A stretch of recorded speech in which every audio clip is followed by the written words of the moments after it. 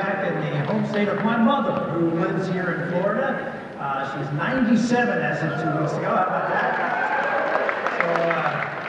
So it's great to be here, but I have to tell you, I am here with a heavy heart, as many of you are, watching the news over the last 24 hours of the horrible attacks in Paris by ISIS. And certainly our thoughts and our prayers go out to our first ally, France, and we will stand with them and pray for them. And if we had better leadership, help them. And that's the other point that I come out here feeling upset. ISIS is a creation of a political decision by Hillary Clinton and Barack Obama to abandon Iraq against all of our generals' recommendations, against all of the policy recommendations. Barack Obama and Hillary Clinton, under her watch, decided politics above the security of our country and the stability and security of the world. And from that was born ISIS, who are now seeing the effects that domestic political decisions have on the world. We have a president who yesterday said that ISIS was contained. Yesterday, said ISIS was shrinking. He is either uninformed, dishonest, or delusional, and probably all three.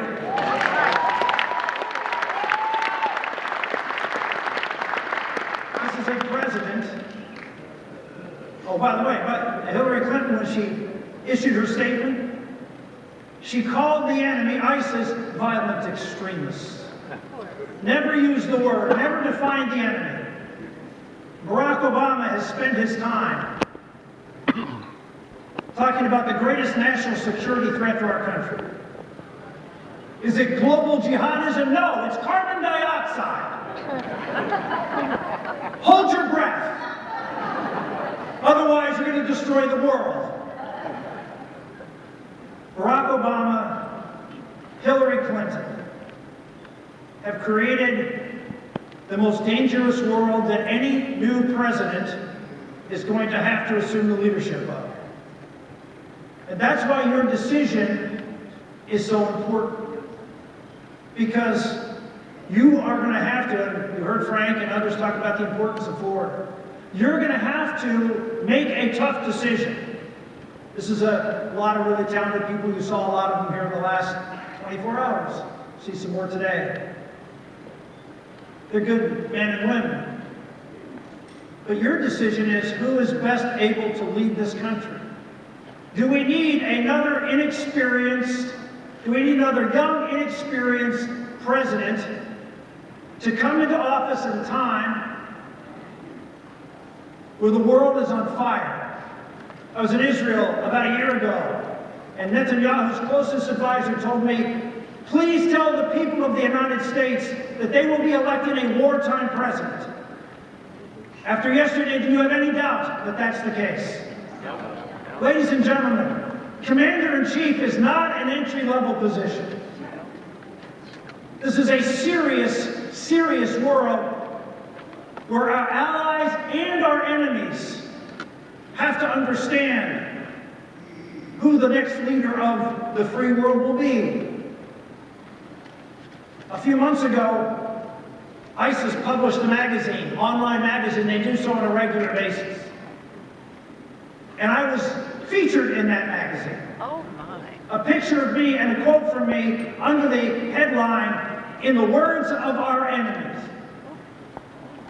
No other presidential candidate has been in ISIS magazine. No president has been under that heading in ISIS magazine.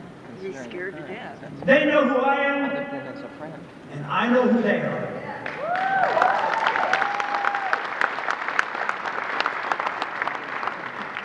I know who they are. They are a group of radical Muslims, jihadists, who are trying to bring back a form of 7th century Islam and apply it in a caliphate in the center of the Islamic world. I have a recommendation. If they want to bring back 7th century Islam, let's accommodate them by bombing them back to the 7th century.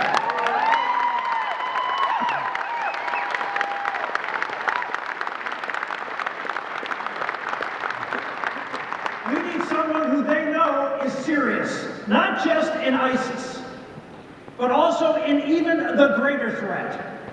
I know our vision is focused on ISIS right now, but the bigger threat, the more consequential one, is Iran.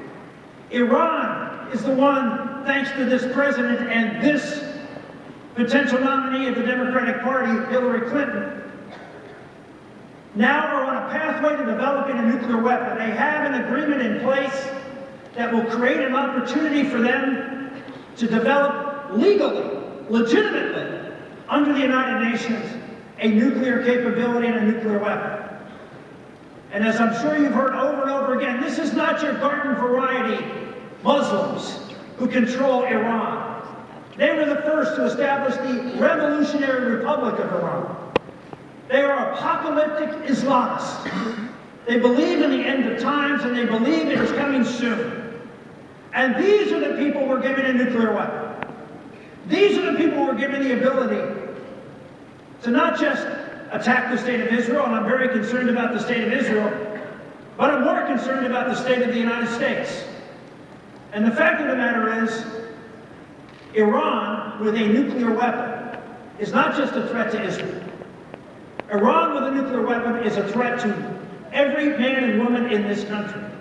And we need a leader like we had back in 1980, who, when you get sworn into office, the other side knows, the enemy knows who they're dealing with.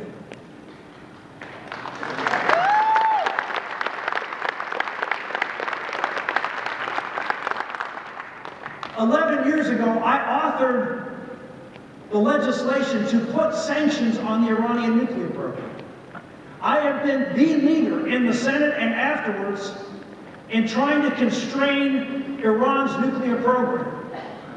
When I authored that bill to put sanctions on Iran's development of a nuclear program, I brought that bill to the floor of the United States Senate and unfortunately was opposed by both Republicans and Democrats who wanted to negotiate with Iran.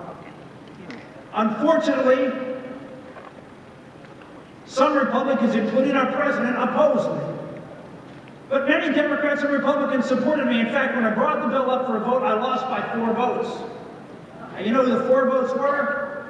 Kerry, Biden, Obama, and Clinton. You want someone who understands, not only do we have to have someone who can come to the podium when they're sworn into office and the enemy knows that you mean business. There's no doubt in the mind when I say Iran will not have a nuclear weapon and we will do whatever's necessary to stop them from getting that nuclear weapon. They know I mean it, because I've been saying it for more than a decade. But the other thing is, when you nominate a Republican candidate for president who walks up to that podium and Hillary Clinton is standing at the other one, we have to have somebody who can stand up in experience, in knowledge, in conviction, and in courage. Someone who's been tested, someone who has experience, someone you can trust. You may say, well, you don't trust Hillary Clinton. The bottom line is, you can't argue with her experience. At a time when our country is on the verge of a global war, and we are, the American public is going to be very concerned about who they're going to vote for to lead this country. And experience will matter. Let's just be very clear. A lot of really good people in this race, very, very few with any experience. We've seen what's happened during debates when, in the past, when you go up against someone like President Obama 4 years ago in a national security debate and you don't have experience other than your briefing book. And opportunity after opportunity was passed 4 years ago. Why? because you don't go against someone who knows more than you do. That's why this election is so serious. We have to win. We have to win this election, and to do so, we better have someone with experience like I have on the Armed Services Committee, experience like I have on authoring bills and passing them on Syria and Iran. Someone who's written books, someone who's spent time in a think tank and driven this issue of a nuclear Iran and radical jihadism. Ladies and gentlemen, this is an important time in our country's history, and we cannot miss this opportunity by putting up someone who simply isn't ready to take on this challenge. Look at the issue of immigration. Everybody looks at the issue of immigration and thinks, when you hear the word immigration, who do you think of? Unfortunately, because of both Republicans and Democrats, who you think of is you think of the illegal immigrant who crossed the border and their family, and what are we going to do about it? That's because the Democrats and many in our party have driven that narrative as to that's what we should talk about with immigration. That's not my narrative, because that's not what immigration is about. Immigration is a policy no different than health care policy, no different than tax policy. And what should those policies be about? What is in the best interest of the American people?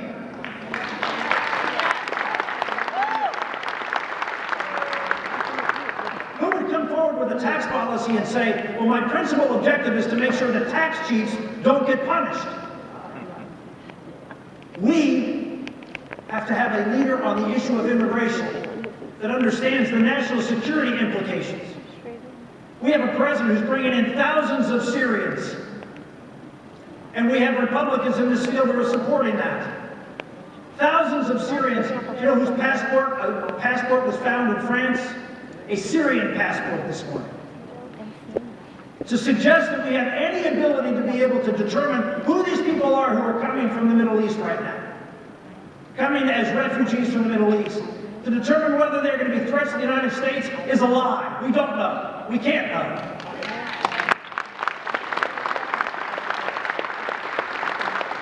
I don't say this as I'm opposed to refugees. You know, the United States of America, over the past 7 years, has accepted 70% of all relocated refugees in the world. We have not been unkind. But this is a matter of national security. And we need to be able to say that we are going to protect ourselves from threats from overseas. And we are also going to protect ourselves as American workers from being flooded by workers in this country who are holding down wages and making it difficult for Americans to be able to get employment. That's the narrative on immigration, because it's the truth. The truth of the matter is that over the last 20 years, we have seen 35 million people come into this country. 35 million. That's could be a good thing or a bad thing. But the reality is, over the last 20 years, wages have been growing at the slowest rate in the history of our country. 90 million people are no longer in the workforce. A record. And who are the people coming into this country? Overwhelmingly wage earners. And so it's fine for some candidates for president to say, oh, wages are too high. It's fine for someone to say, well, we're concerned about corporate profits. But what about working men and women? Do you know 90% of workers in America don't own or run their own business? They work for a living. 74% of Americans don't have a college degree. What party is speaking for them? Not just on the issue of immigration, but on economic policy. Who's speaking for the American working families? If you listen to the Democrats, they'll tell you, oh, well, we're going to give you this and free that and free this. And you listen to the Republicans, and what do we say? What do we say is, oh, well, we're going to cut taxes for high-income individuals, and that'll create jobs and everybody will be better. Guess what? Good luck. That message isn't working. Why? Because we never talk about workers.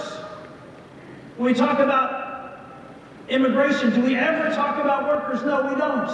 I do.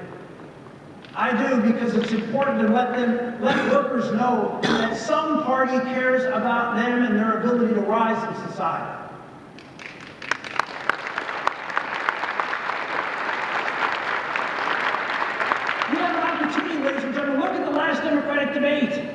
The last Democratic debate, all they did was bicker about how bad things were, how the middle of America was hollowing out, as if you had a Republican president. They agree things are terrible, but we aren't connecting. And the way we connect is through a combination of policies that show Americans who are struggling, who are hurting, who are not seizing the ability to rise, that Republicans get it. And it is about creating better jobs and have better tax rates and a better regulatory environment. But it's also about making sure that we limit the number of legal immigrants coming in to compete against American workers, that we don't have droves of illegal immigrants coming in to compete against American workers, that we actually have a policy that says that we are going to send people here who came here and are here illegally back home. No amnesty. Now,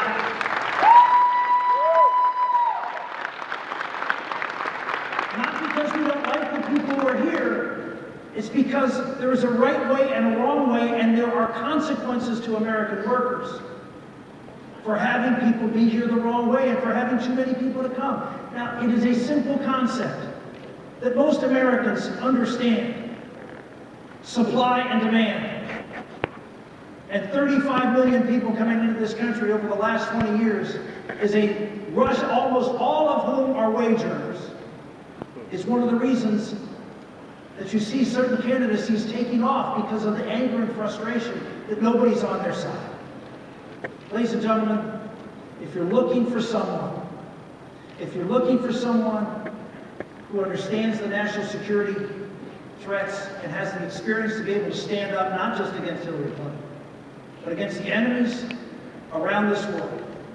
If you're looking for someone who can connect with American workers and talk about the issues that are key for them, like vocational training, and also, I go and talk to young audiences all the time. You know, the first thing I tell them is, don't go to college, go to work. Go work. There are 250,000 welder jobs available right now in America. Jobs paying $50,000 to $70,000 a year. And I can go through every other skill and I can tell you the same thing. There's a demand for work right now. But we have leaders in our country that sort of look down our nose at manual labor as somehow that's beneath Americans anymore. These are good paying jobs. They're jobs that you can go out, earn a living, and then, go back to school. You're going to live a long time. Go back to school and get your education, rise in society. These are practical things, talking to Americans who are struggling right now. We need a candidate who can go out there and connect. I disagree with Frank Luntz. I don't think the states that you listed are the only states. I think we can win Pennsylvania and Ohio and Michigan. I think we can win Indiana, Wisconsin, Iowa, and Minnesota. We're not going to win with the tired old messages of the past. We're going to win by having a candidate go out and talk about making America the #1 manufacturer in the world again, creating job opportunities for people, the 74% of Americans who don't have a college degree, so they can have a piece of the American pie. You want to talk about someone with an optimistic vision for the folks that we need to win elections. But more importantly, we need as Americans so we can be successful again. Give me the chance to paint that picture of optimism. Give me the chance to paint that picture of the Republican Party, the new Republican Party. Not the Chamber of Commerce, Wall Street Republican Party. But the Republican Party that cares about the 90% of the people in this country who are workers, who don't see either party caring or talking about that.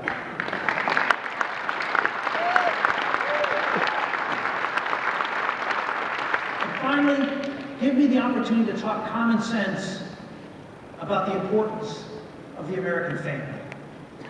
Ladies and gentlemen, every book, every treatise that's been written over the past several years comes to the same conclusion as to why the middle of America is hollowing out. Yes, it's the loss of manufacturing and good paying jobs for wage earners. All of that is true. But it's also about the breakdown of the American family.